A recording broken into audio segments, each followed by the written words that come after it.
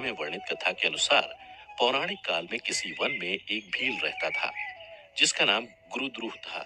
उसका परिवार बड़ा था। वह बलवान और क्रूर स्वभाव का होने के साथ ही क्रूरतापूर्ण कर्म भी किया करता था। वह प्रतिदिन वन में जाकर हिरण और अन्य जानवरों को मारता और वहीं रहकर नाना प्रकार की चोरियां करता था। उसने बचपन से ही कभी कोई शुभ कर्म नहीं किया था। इस प्रकार वन में रहते हुए उस दुरात्मा भील का बहुत समय बीत गया। तदनंतर एक दिन बड़ी सुंदर एवं शुभ कारक शिवरात्रि आई, किंतु वह दुरात्मा घने जंगल में निवास करने वाला था, इसलिए उस व्रत के बारे में वह नहीं जानता था। उसी दिन उस भील के माता पिता और पत्नी भूख से व्याकुल होकर उससे खाने की मांग करने लगे। उनके बार बार याचना करने पर वह भील तुरंत धनुष लेकर वन की ओर चल दिया और हिरणों के शिकार के लिए सारे वन में घूमने लगा। देवयोग से उसे उस दिन कुछ भी नहीं मिला और सूर्य अस्त हो गया। इससे उसको बड़ा दुख हुआ और वह सोचने लगा कि अब मैं क्या करूं, कहाँ जाऊं। आज तो कुछ नहीं मिला। घर में जो बच्चे हैं उनका तथा माता पिता का क्या होगा। जो मेरी पत्नी है उसकी भी क्या दशा होगी। अतः मुझे कुछ लेकर ही घर जाना चाहिए। ऐसा सोचकर वह व्याध यानी शिकारी एक जलाशय के समीप पहुंचा और वहां पानी में उतरने का घाट था। वहां जाकर खड़ा हो गया और मन ही मन यह विचार करने लगा कि यहाँ कोई ना कोई जीव पानी के लिए अवश्य आएगा। उसी को मारकर उसे साथ लेकर प्रसन्नता पूर्वक घर को जाऊंगा। ऐसा निश्चय करके वह व्याघ्र एक बेल के पेड़ पर चढ़ गया और वहीं जल साथ लेकर बैठ गया। उसके मन में केवल यही चिंता थी कि कब कोई जीव आएगा और कब मैं उसे मारूंगा। इसी प्रतीक्षा में भूख प्यास से पीड़ित वह वहां बैठा रहा। इस तरह काफी रात हो गई और जब रात का पहला प्रहर आरंभ हुआ तो एक प्यासी हिरणी वहां आई, जिसे देखकर उस व्याध को बड़ा हर्ष हुआ और उसने तुरंत ही उसे मारने के लिए अपने धनुष पर एक बाण का संधान लिया। ऐसा करते हुए उसके हाथ के धक्के से थोड़ा सा जल और बिल्व पत्र नीचे गिर, जिसके बारे में वह व्याध नहीं जानता था। इस तरह उस जल और बिल्व पत्र से शिव की प्रथम प्रहर की पूजा संपन्न हो गई। उस पूजा के महात्म्य से उस व्याघ्र का बहुत सा पाप तत्काल नष्ट हो गया। उधर वहां होने वाली कड़कड़ाहट की आवाज को सुनकर हिरणी ने भय से ऊपर की ओर देखा। व्याध को देखते ही वह व्याकुल हो गई और बोली, व्याध, तुम क्या करना चाहते हो? मेरे सामने सच सच बताओ। हिरणी की बातें सुनकर व्याध ने कहा, आज मेरे परिवार के लोग भूखे हैं, अतः तुमको मारकर मैं उनकी भूख मिटाऊंगा और उन्हें तृप्त करूंगा। व्याध का वह दारुण वचन सुनकर तथा दुष्ट भील को वाण ताने देख हिरणी सोचने लगी कि अब मैं क्या करूं, कहाँ जाऊं। अच्छा, कोई उपाय सोचती हूँ। ऐसा विचार कर हिरणी बोली, व्याध, मेरी मांस से तुमको सुख होगा। इस अनर्थकारी शरीर के लिए इससे अधिक महान पुण्य का कार्य और क्या हो सकता है।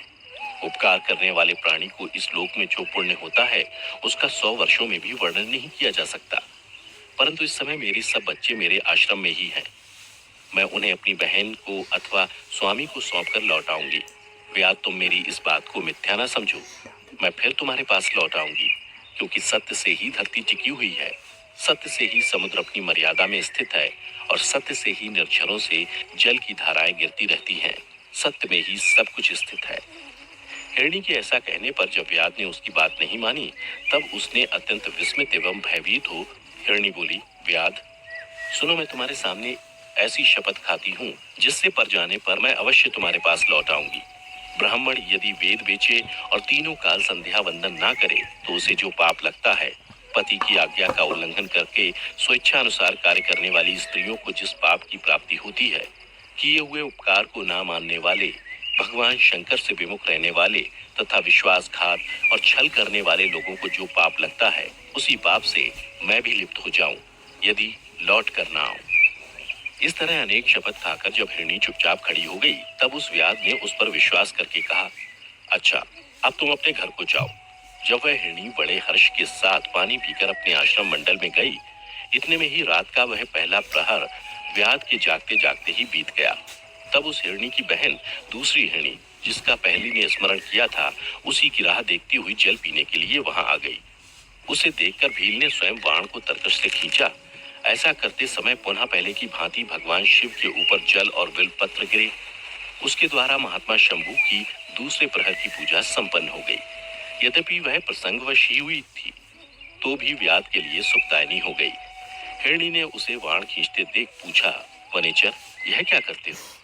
व्याध ने पूर्ववत उत्तर दिया, मैं अपने भूखे कुटुंब को तृप्त करने के लिए तुझे मारूंगा। यह सुनकर वह हिरणी बोली, मेरा देह धारण सफल हो गया, क्योंकि इस अनित्य शरीर के द्वारा उपकार होगा, परंतु मेरे छोटे छोटे बच्चे घर में हैं, अतः मैं एक बार जाकर उन्हें अपने स्वामी को सौंप दूं, फिर तुम्हारे पास लौट आऊंगी। हिरणी की बात सुनकर व्याध बोले, मुझे तुम्हारी बात पर विश्वास नहीं है, मैं तुम्हें मारूंगा, इसमें संशय नहीं है। व्याध की बातें सुनकर हिरणी भगवान विष्णु की शपथ खाती हुई बोली, व्याध, जो कुछ मैं कहती हूँ उसे सुनो। यदि मैं लौट कर ना हूं तो अपना सारा पुण्य हार जाऊं, क्योंकि जो वचन देकर उससे पलट जाता है वह अपने पुण्य को हार जाता है। जो पुरुष अपनी विवाहिता स्त्री को त्याग कर दूसरी के पास जाता है, वैदिक धर्म का उल्लंघन करके कपोल कल्पित धर्म पर चलता है, भगवान विष्णु का भक्त होकर शिव की निंदा करता है, माता पिता की निधन तिथि को श्राद्ध आदि न करके उसे सूना बिता देता है, तथा मन में संताप का अनुभव करके अपने दिए हुए वचन को पूरा करता है, ऐसे लोगों को जो पाप लगता है वही मुझे भी लगे, यदि मैं लौट कर ना आऊं। हिरणी के ऐसा कहने पर व्याध ने कहा, जाओ। उसके बाद हिरणी जल पीकर हर्षपूर्वक अपने आश्रम को गई। इतने में ही रात का दूसरा प्रहर भी व्याध के जागते जागते बीत गया। इसी समय तीसरा प्रहर आरंभ हो जाने पर हिरणी के लौटने में बहुत विलंब हुआ जान व्याध उसकी खोज करने लगा। को बड़ा हर्ष हुआ और वह धनुष पर बाण रखकर उसे मार डालने को उद्यत हुआ। ऐसा करते समय उसके प्रारब्धवश कुछ जल और बिल्व पत्र शिवलिंग पर गिरे। उससे उसके सौभाग्य से भगवान शिव की तीसरे प्रहर की पूजा भी संपन्न हो गई। इस तरह भगवान ने उस पर अपनी दया दिखाई। पत्तों के गिरने की आवाज सुनकर उस हिरण ने व्याध की ओर देखा और पूछा, क्या करते हो? व्याध ने उत्तर दिया, मैं अपने कुटुंब को भोजन देने के लिए तुम्हारा वध करूंगा। व्याध की बात सुनकर हिरण के मन में बड़ा हर्ष हुआ और तुरंत ही बोले, मैं धन्य हूँ, मेरा हष्टपुष्ट शरीर होना सफल हो गया, क्योंकि मेरे शरीर से आप लोगों की तृप्ति होगी। जिसका शरीर परोपकार के काम में नहीं आता, उसका सब कुछ व्यर्थ चला गया। जो सामर्थ्य रहते हुए भी किसी का उपकार नहीं करता, उसकी वह सामर्थ्य व्यर्थ चली जाती है तथा वह परलोक में नरकगामी होता है। परंतु एक बार मुझे जाने दो, मैं अपने बालकों को उनकी माता के हाथ में सौंपकर और उन सबको धीरज बंधाकर यहाँ लौट आऊंगा। उसके ऐसा करने पर व्याध मन ही मन बड़ा विस्मित हुआ। उसका हृदय कुछ शुद्ध हो गया था और उसके सारे पाप नष्ट हो चुके थे। उसने हिरण से कहा, जो यहाँ आए वे सब तुम्हारी तरह बातें बनाकर चले गए, परंतु वे अभी तक यहाँ नहीं लौटे। हिरण, तुम भी इस समय संकट में हो, इसलिए झूठ बोलकर चले जाओ, फिर आज मेरा जीवन निर्वाह कैसे होगा? व्याध की बातें सुनकर हिरण बोले, व्याध, मैं जो कुछ कहता हूँ उसे सुनो। मुझ में असत्य नहीं है, सारा चराचर ब्रह्मांड सत्य से ही टिका हुआ है। जिसकी वाणी झूठी होती है उसका पुण्य उसी क्षण नष्ट हो जाता है। तथापि व्याध, तुम मेरी सच्ची प्रतिज्ञा सुनो। संध्या काल में मैथुन तथा शिवरात्रि के दिन भोजन करने से जो पाप लगता है, झूठी गवाही देने, धरोहर को हड़प लेने तथा संध्या न करने से द्विज को जो पाप होता है, वही पाप मुझे भी लगे, यदि मैं लौट कर रहा हूँ। जिसके मुख से कभी शिव का नाम नहीं निकलता, जो सामर्थ्य रहते हुए भी दूसरों को उपकार नहीं करता, पर्व के दिन श्रीफल तोड़ता, अभक्ष्य भक्षण करता तथा शिव की पूजा किए बिना और भस्म लगाए बिना भोजन कर लेता है, इन सब का पातक मुझे लगे, यदि मैं लौट कर ना आऊं। उसकी बात सुनकर व्याध ने कहा, जाओ, शीघ्र लौटना। व्याध के ऐसा कहने पर हिरण पानी पीकर चला गया। वे सब अपने आश्रम पर मिले। तीनों ही प्रतिज्ञाबद्ध हो चुके थे। आपस में एक दूसरे के वृतांत को भली भांति सुनकर सत्य के पाश से बंधे हुए उन सब ने यही निश्चय किया कि वहां अवश्य जाना चाहिए। इस निश्चय के बाद वहां बालकों को आश्वासन देकर वे सब के सब जाने के लिए उत्सुक हो गए।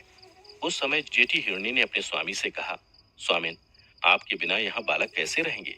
प्रभु, मैंने ही वहां पहले जाकर प्रतिज्ञा की है, इसलिए केवल मुझको जाना चाहिए, आप दोनों यहीं रहें। उसकी ये बात सुनकर छोटी हिरणी बोली, बहन, मैं तुम्हारी सेविका हूँ, इसलिए आज मैं व्याध के पास जाती हूँ, तुम यहीं रहो। यह सुनकर हिरण बोले, मैं ही वहां जाता हूँ, तुम दोनों यहाँ रहो, क्योंकि बच्चों की रक्षा माता से ही होती है। स्वामी की यह बात सुनकर दोनों हिरणी बोली, प्रभु, पति के बिना इस जीवन को धिक्कार है। तब उन सब ने अपने बच्चों को सांत्वना देकर उन्हें पड़ोसियों के हाथ में सौंप दिया और स्वयं शीघ्र ही उस स्थान को प्रस्थान किया जहां वह व्याध शिरोमणि उनकी प्रतीक्षा में बैठा था। उन्हें जाते देख उनके सब बच्चे पीछे पीछे चले आए। उन्होंने यह निश्चय कर लिया था कि माता पिता की जो गति होगी वही हमारी भी हो। उन सबको एक साथ आया हुआ देख व्याध को बड़ा हर्ष हुआ। उसने धनुष पर बाण रखा। उस समय पुनः जल और बिल्व पत्र शिव के ऊपर गिरे। इससे शिव के चौथे प्रहर की शुभ पूजा भी संपन्न हो गई। उस समय व्याध का सारा पाप तत्काल भस्म हो गया। इतने में ही दोनों हिरणी और हिरन बोल उठे, व्याध शिरोमणि, शीघ्र कृपा करके हमारे शरीर को सार्थक करो। उनकी यह बात सुनकर व्याध को बड़ा विस्मय हुआ।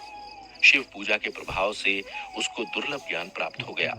उसने सोचा, ये हिरन ज्ञानहीन पशु होने पर भी धन्य है, जो ज्ञानहीन होकर भी अपने शरीर से परोपकार करना चाहते हैं। लेकिन धिक्कार है मेरे जीवन को कि मैं अनेक प्रकार के कुकृत्यों से अपने परिवार का पालन करता रहा। अब उसने अपने बाण रोक लिए तथा मृगों से कहा कि वे सब धन्य हैं तथा उन्हें वापस जाने दिया।